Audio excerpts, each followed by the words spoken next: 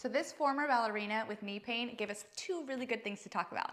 Hi, my name is Alba Hatcher and I'm the owner of Trainer in Pink. I'm also a therapist and I help ladies assess, restore, and train their body for all the wonderful things life has to offer. Number one, when we're talking about knee pain or a client is experiencing knee pain, you have to remember that the knee is typically at mercy of what's going on at the ankle and the hip. And in this lady's case, it's definitely her hips. The other really important thing to know is that when you're athletic or an athlete, you tend to be a really good compensator. So as a ballerina, so this gal, she's got this tibia's externally rotated. She's got her pelvis as well is rotated to the left, okay? She's got this slope happening here, which means that as she's hitting the ground, she's probably hitting it harder than what she really needs to. And then because this pelvis is rotated, by association, we've got a rotation here and here. Now this gal's external rotation,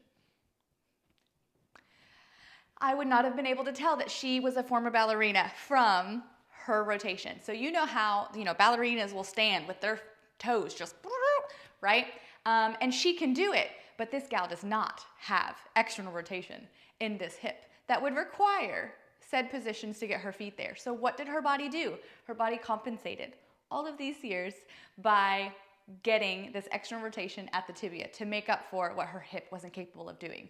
Perfect example of when you're athletic, you are more likely to compensate. It's easy to compensate. It's not bad. It's just your body's able to do more than what the average person is able to do already. And so it's just that neuromuscular efficiency that your body's just able to adapt and make changes. This one, unfortunately, later in life is causing her some problems. So now we're going to fix that.